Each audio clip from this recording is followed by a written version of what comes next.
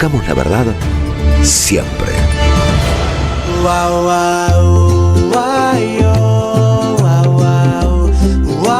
Jugo de limón. Un programa antioxidante. Buena sonrisa.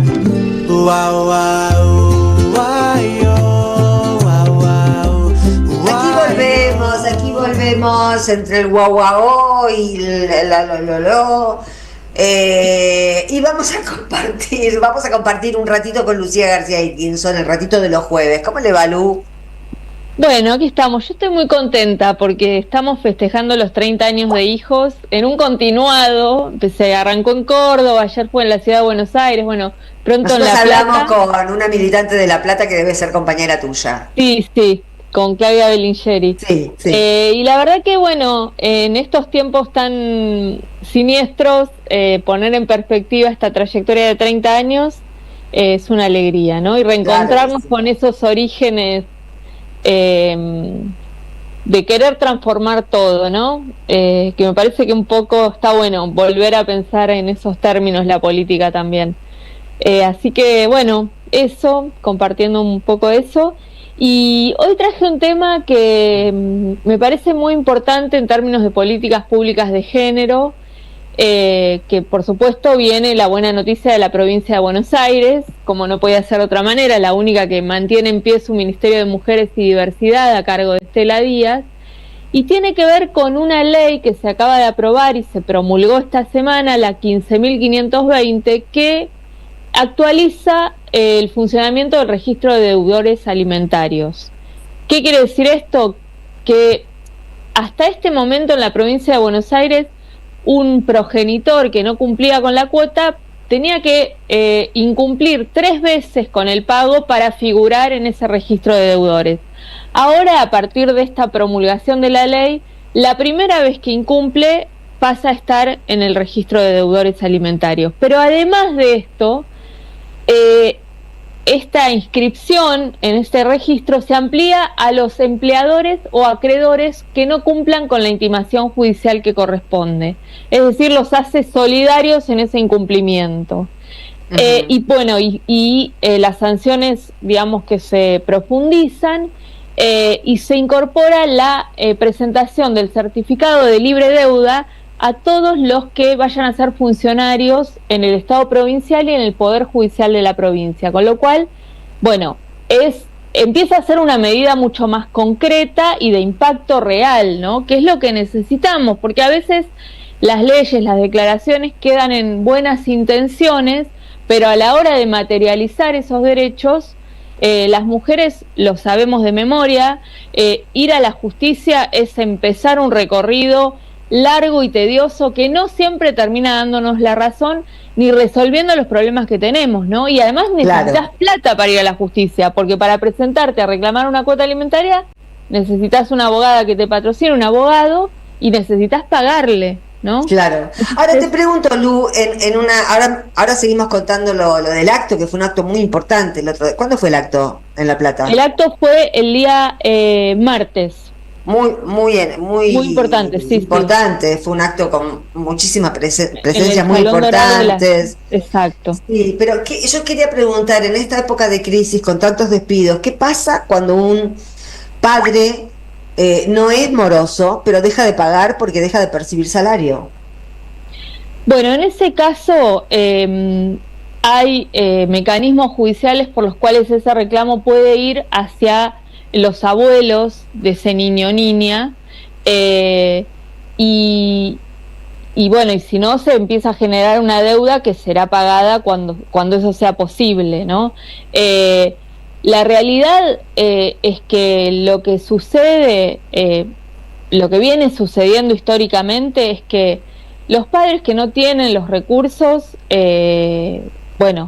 no los tienen, digamos, o sea, la justicia no avanza más allá de lo que materialmente se puede avanzar, pero y los padres que sí tienen los recursos y los que tienen más recursos todavía, muchas veces hacen trampas, inscriben el patrimonio a nombre de otras personas para evadir el pago de la cuota alimentaria y de las responsabilidades que tienen en términos familiares, ¿no?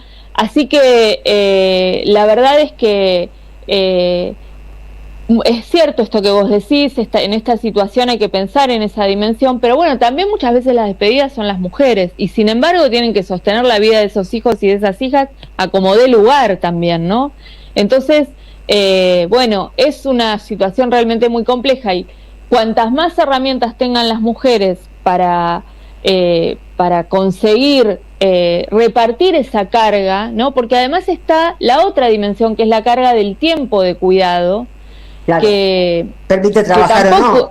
claro, y que a veces tampoco es muy sencillo que entren las negociaciones en los acuerdos cuando se produce un divorcio y cuando se acuerdan las visitas y el régimen alimentario, ¿no? Entonces, la verdad es que estas problemáticas se trabajen desde el Estado, se pongan en la agenda, lo que hace es poner en discusión las profundas desigualdades que tenemos en nuestra sociedad, porque una mujer que tiene a cargo a sus hijos e hijas los tiene que cuidar, o sea, 100% Si pase del lo tiempo. que pase, con O tiene que trabajo, sin resolver trabajo, con fiebre, sin exactamente, fiebre. ¿no? Sí. Que es la agenda que plantean las mujeres de hogares monomarentales. Entonces, bueno, sí, hay problemas en distintos aspectos, pero de algún modo hay que resolverlos, porque los cuidados a los niños y a las niñas no se les pueden quitar, digamos.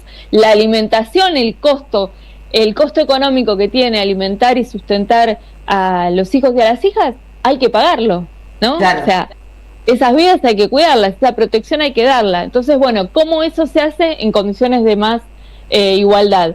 Decíamos entonces que se promulgó esta ley y la presentaban nuestra ministra Estela Díaz junto al gobernador Axel Kicillof. Esto decía el gobernador, me interesa compartirlo.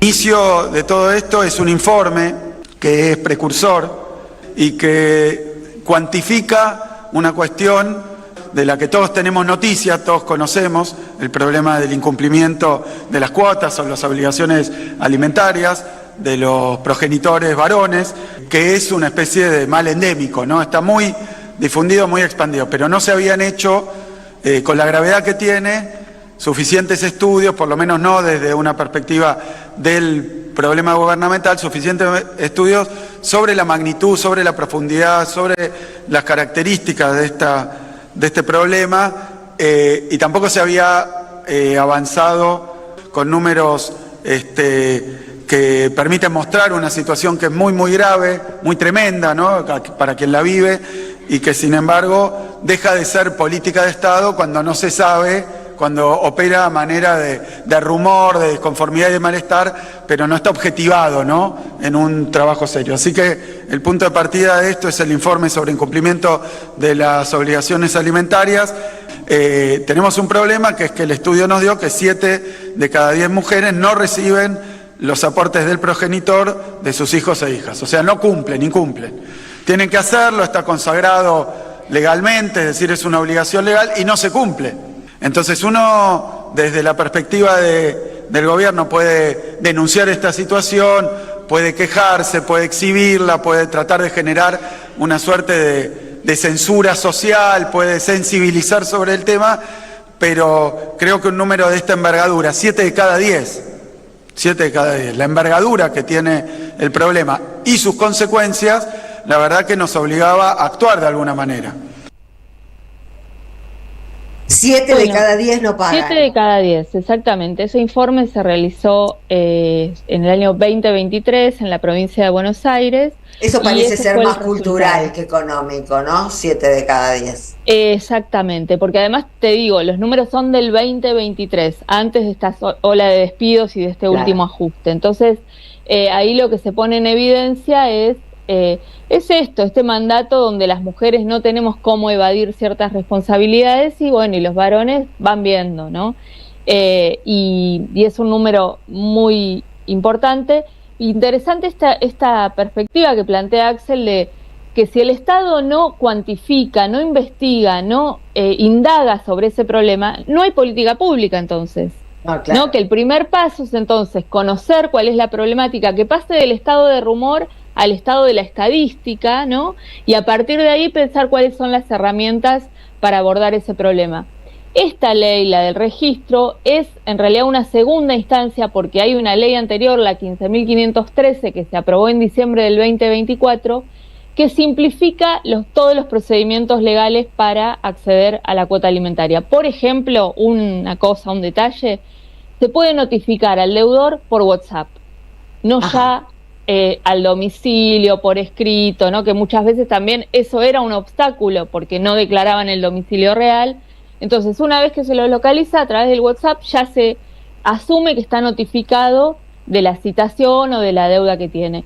Y otros mecanismos, digamos, que hicieron mucho más sencillo y rápido por ejemplo, el juez, mientras está sucediendo ese proceso judicial de reclamo de alimentos, puede establecer una cuota provisoria. No hay que esperar a que ese procedimiento termine, que a veces son más de 3 meses, a veces mucho más, sino que en el transcurso de iniciada la causa, bueno, listo, se establecen los alimentos provisorios y después se sigue investigando, juntando elementos y evaluando cuál es la cuota que va a quedar como definitiva. Todo esto, además, Sandra y Jorge, con la incorporación del índice de crianza, que fue una medida de Sergio Massa, cuando estaba al frente del Ministerio de Economía, e impulsar que el INDEC cree este índice que lo que hace es decir, los costos para sustentar a un niña de 0 a 2 años son tantos, de 2 a 5 años son tantos, ¿no? Y va estableciendo un número objetivo real basado en lo que efectivamente los pañales, los traslados. Sí, que tiene que ser actualizado todos los meses en un periodo como el que estamos viviendo. Exactamente, se actualiza todos los meses y que entonces saca la discusión del porcentaje del salario del progenitor, claro, que era como se venía dando en el Poder Judicial, que era en general siempre alrededor del 15-20%, que en algunos casos estaba bien, pero en algunos casos no alcanzaba, ¿no? Y otra vez, la madre estaba poniendo el 100%. Entonces, me pareció importante porque, a ver, también esta batalla cultural contra los feminismos, contra la ideología de género que viene a dar el gobierno nacional, en realidad está encubriendo también el empobrecimiento de las mujeres y de las infancias y de las niñeces, ¿no? Porque detrás de discutir, bueno, no, la ideología de género, el feminismo, es todo, las mujeres y los varones somos iguales, ¿no? Bueno, ponele que no tengamos razón, pero morfar tenemos que morfar.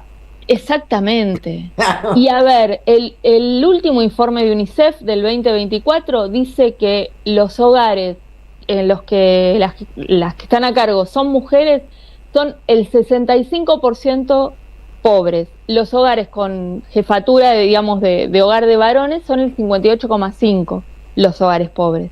O sea, tenés 7 puntos de diferencia en los hogares que son las mujeres las responsables, que muchas son estas que no perciben la cuota alimentaria.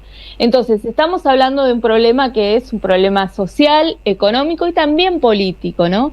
Y que tiene que ver con esto, con encubrir que detrás de la ideología anti-woke, bueno, se justifica el empobrecimiento, el empeoramiento de las condiciones de vida, el endeudamiento de estos hogares de mujeres,